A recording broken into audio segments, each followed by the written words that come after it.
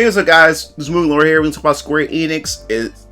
I guess we can finally confirm now that Square Enix decided to make the smart move moving forward when it comes to their releases. Apparently, Final Fantasy producer has pretty much stated that Square Enix will start simultaneously releasing their games on multiple platforms, including Xbox themselves, moving forward when they launch their titles. So I'll definitely want to get my thoughts and opinions on it, but before we dive into this topic, make sure you hit that subscribe button, the notification bell for more gaming topics here on this channel. So we're going to dive right into it. So apparently from VGC News, we got Final Fantasy producer claims Square plans to release games simultaneously on Xbox going forward. Yoshida recently said he'd like to see Final Fantasy 16 on Xbox. Of course he will, because Final Fantasy 16 didn't perform as well as they thought that it did. And we've talked about this before. There's been wars on social media like X, where you have one side saying no, Final Fantasy 7 Rebirth and Final Fantasy 16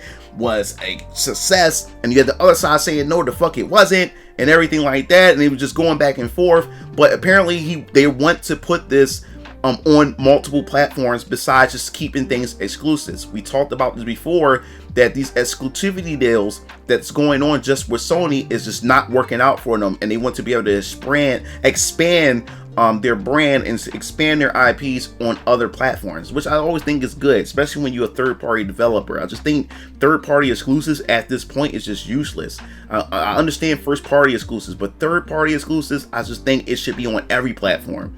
So it says Final Fantasy producer Noki Yoshida has said that Square Enix plans to release games simultaneously on Xbox going forward.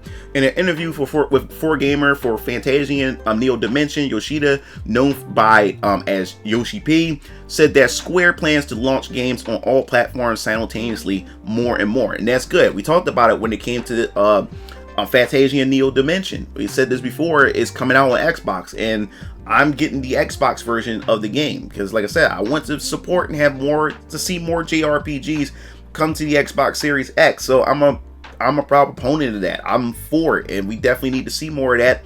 And like I said, Japanese gaming is just something that I prefer, something that I grew up with, and I just think that there's potential that the Xbox platform could potentially have. And I think it could draw in more players as well. So of course, I quote, "We want you to play a lot on other platforms as well," he said. "This time we will also release the Xbox Series X and S version at the same time. In the future, Square Enix titles will be released simultaneously on each platform more and more. But since this is close to the first release, we would like Xbox users to play it as well." And yes, Final Fantasy 16 didn't get the sales that it was expecting. Now, many people can also argue the fact is that, a lot of people didn't adopt the PS5. There's still people playing the last generation because, as I said before, we in the mid-generation cycle. The PS5 Pro is essentially pretty much out, and here it is. We still haven't had those titles that can convince people to move over to the next generations of consoles or the current generations of consoles. So people are still playing on last gen. So people use that as an excuse or damage control why there wasn't many people that came and supported Final Fantasy 16 despite the raving praise that the game had received. But I believe if they open up on as many platforms as possible, this is why he's wanting Xbox players to get it, because of the lagging sales that it just didn't get. So it says in the future, it says earlier this year, Yoshida said that he liked to release Final Fantasy 16 on Xbox platform. During an interview with Video Games, Yoshida was asked if he could offer any news or a potential release for the game on Microsoft consoles. "Of course, we did announce the PC version of the game, so looking towards the Xbox version. We do want to release it on Xbox," he said. "But when it comes to the specifics such as when the game would be available and such, we are not in a position to be able to share anything. But of course, I want to say this, that it's not as if there's zero hope, and we very much do want to achieve that," he added. "So players should not give up in terms of their hopes." So yes, that makes sense, and I would say listen to what Yoshi P is saying, because he's been working so hard to get Final Fantasy 14 on the Xbox platform, and he was successful with it. They was able to get Phil Spencer, and he was able to have a discussion to be able to get Final Fantasy 14, and it worked out. Yes, it took a while, but it worked out. So if he says just hold on to hope, I believe it's going to happen. When? Don't know.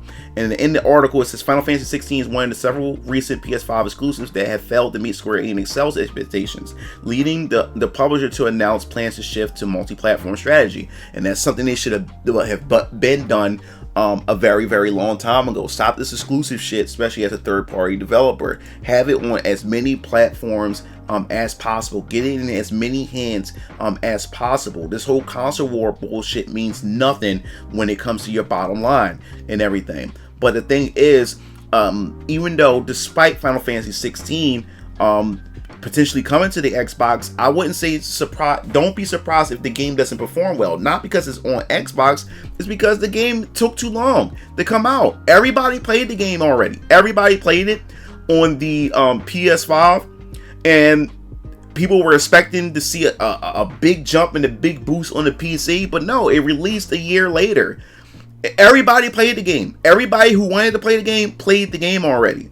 So don't expect a major boost even when it comes to Xbox, because a majority of people, whenever they decide to release it, people have already played it on the PS5, people have already played it on the Xbox. So for Square Enix to see any fruits of their labor or see any fruitful results by going multi-platform, they have to start releasing this stuff simultaneously, which is a great plan moving forward. Right now, the games that they do have, they're already locked into exclusivities with some of these games, so there ain't nothing they can do about it. But moving into the future for later titles, yes, that would be the perfect plan. Have these titles go out there, especially when it comes to these AA titles or these titles with these IPs that people are not familiar with.